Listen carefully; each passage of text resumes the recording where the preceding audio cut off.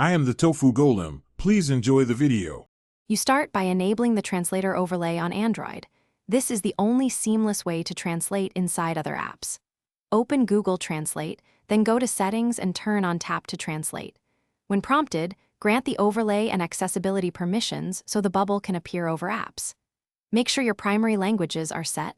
Once done, copy text or tap the bubble to paste. You'll use this overlay to translate messages, social posts, or web content without switching apps.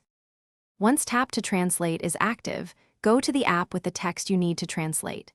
You can either select and copy text or tap the floating bubble to open the small translate window. This avoids app switching. The bubble shows the detected source, target language, and a played audio option. You can tap Replace or Share to send the translation back to the original app. For images or live speech, switch to camera or conversation mode inside the Google Translate app as needed. To complete the workflow, dismiss the floating bubble when finished or drag it to remove it temporarily. Disable Tap to Translate in settings when you no longer want overlays. If the bubble disappears or won't appear, recheck overlay and accessibility permissions, force close Google Translate, and reboot the device. This fixes the most common issues. If you're on iPhone, use the Translate Share extension or copy and paste into the app as the equivalent method. Keep your app updated to avoid compatibility problems.